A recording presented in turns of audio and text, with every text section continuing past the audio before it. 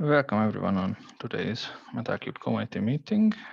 Today is 31st of August 2022, and my name is Adam Rosman. I will be your host today. Please note the meeting is recorded. As usual, we would start with introductions, but I think there are no new members in the meeting, so we can skip that. Last week I wasn't here to facilitate the meeting, and I heard that because of technical issues, the meeting was not recorded. So just for sake of recording, I will show that we had a meeting on 24th of August. And as I have checked these issues or these agenda points, Furkat's PR was reviewed. This manual intervention related to the hardware classification controller was agreed earlier, even on previous week with Kashif, and I think he did it. And yeah, I think that's all. There's no need to go in more details on this. And I also like to thank Leonard for facilitating the meeting on the previous week. Okay, and I just copied this little advertisement about the new release candidate, so please feel free to check it out. And the first agenda point is from me, and this is related again to the renaming of master branches to main branches. I have noticed that we still have two additional repositories in the Metal3 project that have master branches instead of main, and Kashif already agreed that he's willing and planning to rename these, but I have a feeling, and we discussed this, that there is some sort of downstream use of these repositories. So if you are using these repositories, please have some input on this. That is it okay if we change the name of the branch, or should we wait with it? Should we contact someone? Of course, we will send email to the mailing list and write to the Slack channel. But if you have any input about these two repos, please tell it now. I can talk about ironic hardware inventory recorder. So nobody in Kubernetes, so we don't use it in OpenShift. And I don't think it's particularly popular upstream, but I know people from CERN actually use it in combination with their ironic deployment, which may not even be Metal3 to Kubernetes, but they still use that. I don't think it's going to be a problem though.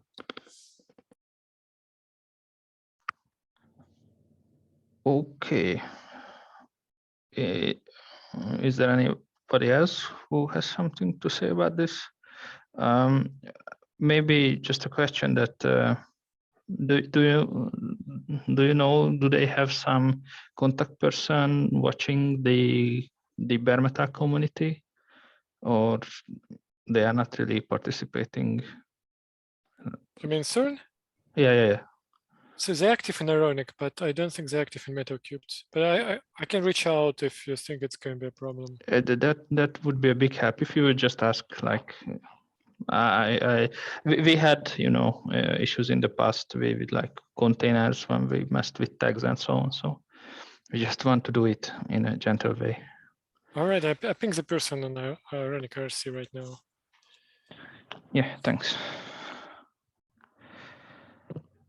Okay, I think that's all related to these two. And then the next agenda point is from Jakob. Yes. So I'm working on the item contract implementation. So the new copy item contract, which I proposed as a proposal, which got merged some time ago. And while looking at the code of the current, while implementing the IPAM contract support, which is not as feature-rich as your or the Metal Cubed IP address manager. It's mainly missing support for specifying DNS servers, because I didn't think that was really necessary. I mean, it's debatable, but in my opinion, you can also just add that to your template, because in our experience, we don't have that many DNS servers.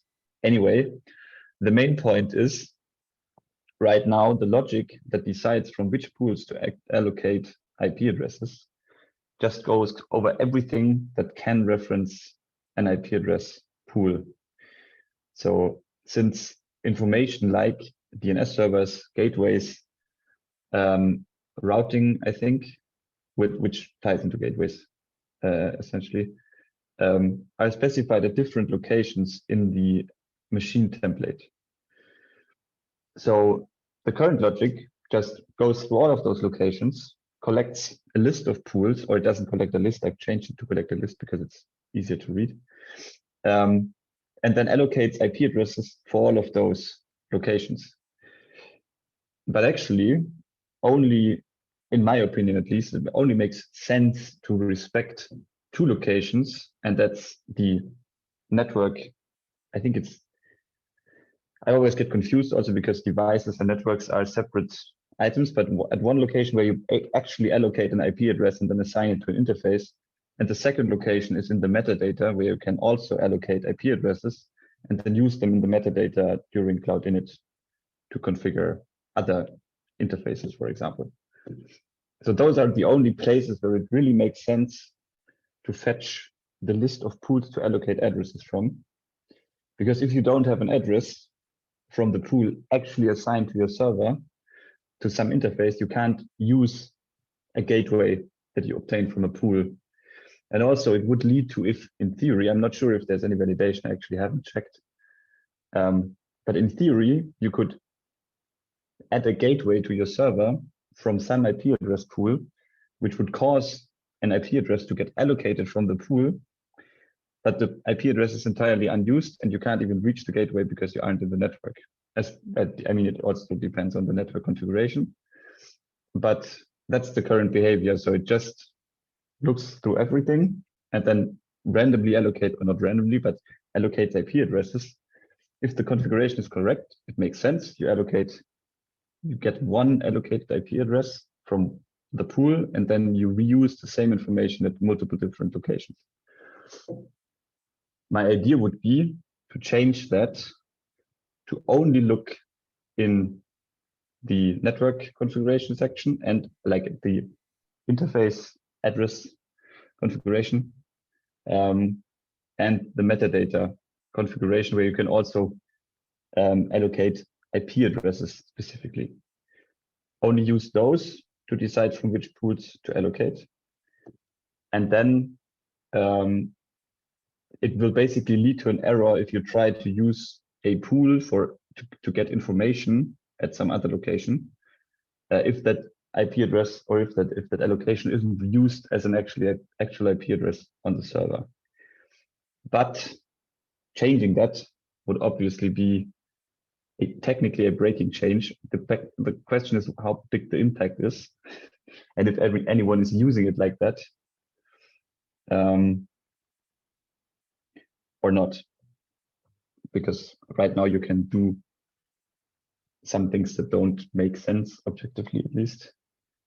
But maybe some people are abusing it, or it's intended to be this way even. I don't know, I just wanted to talk about it. Okay.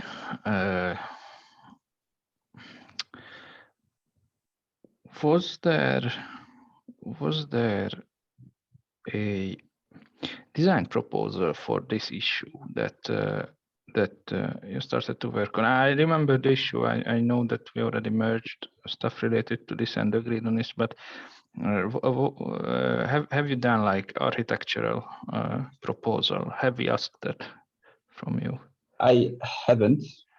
So this, so technically changing or adding support for the KPI item contract is pretty simple because you already have your own IP address manager, and the KPI item contract works basically the same way.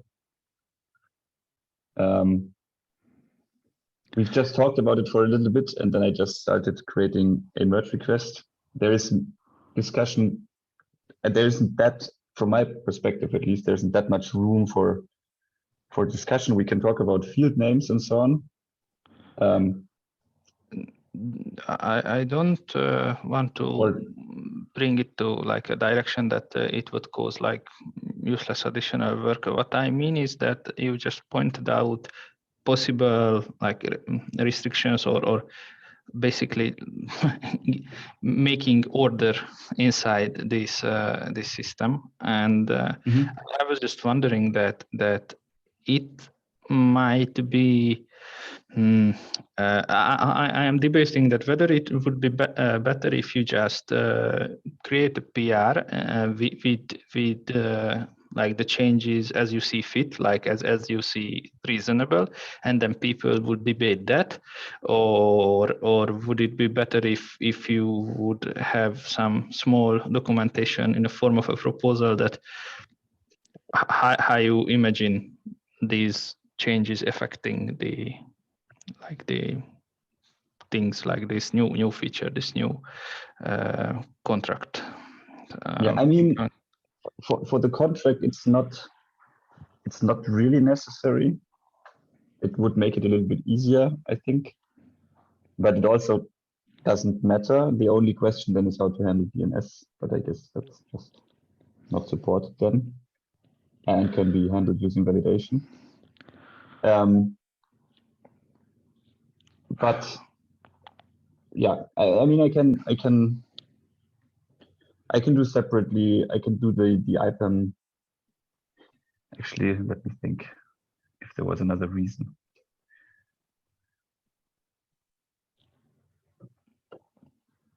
I'm not too sure. I think I stopped working because of this comment, but I'm not sure if it's just because I like, so instead the entire thing that I want to, or the entire implementation is by now 3 pull requests. One has been merged, one is currently open, and another one I have in the pipeline but I haven't opened yet. And the last one, the third one, is essentially implementing the IPAM contract, and I stopped working on that one because of this discussion to avoid duplicate work. I guess I can also just implement it, the IPAM contract support, and then in a subsequent PR, change the logic of allocating networks, or the other way around, proposing a new way to allocate networks. It's not a new way, it's just I think that would be the good flow of things. That way, that the last one that you said, that you implement the support for the contract, like you finish it, and then you propose in an issue that you see this sort of nonsensical way or not optimal way of allocating the addresses or from the pools, and that would be my suggestion. Is there anyone else with other suggestion?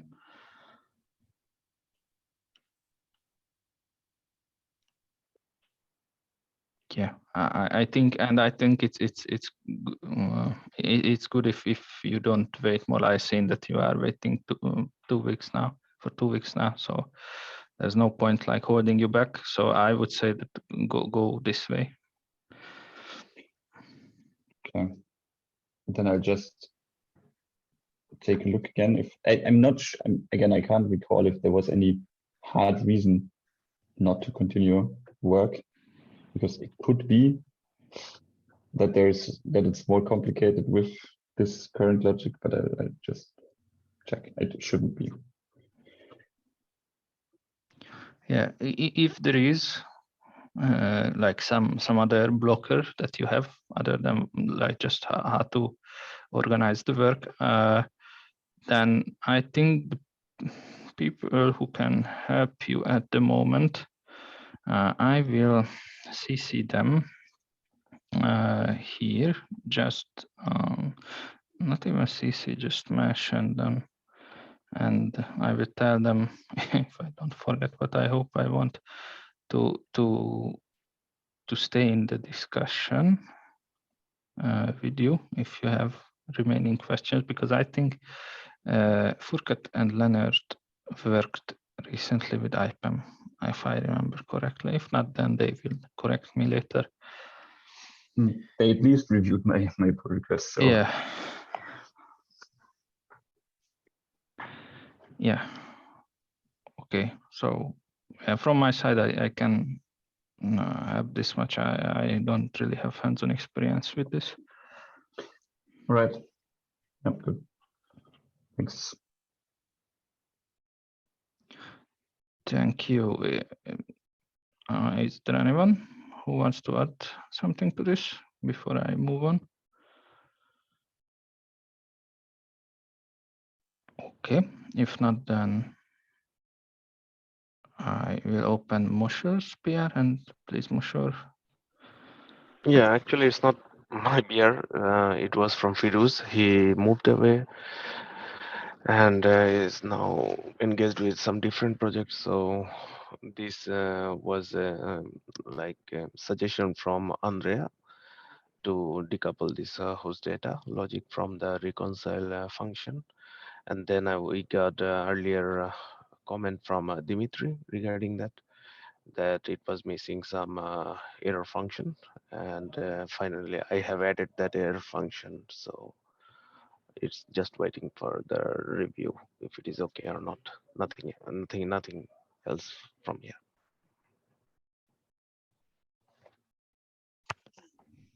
Yeah, so still pending review. Yeah. And as I understood from both you and Feruz, this is just refactoring, like there is no change in the logic changes. or anything. No. And it already passed the CI. I've seen that too. So please feel free to review, approve LGTM, or comment as you see fit. Thanks, Moshe. Is there any additional topic that you would like to bring up that is not on the agenda?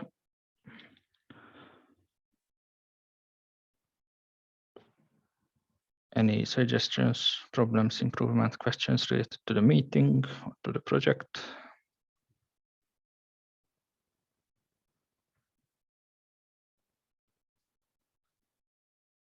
Okay, if not, then see you next week when we will do some triaging also, and have a nice rest of the day. Bye-bye.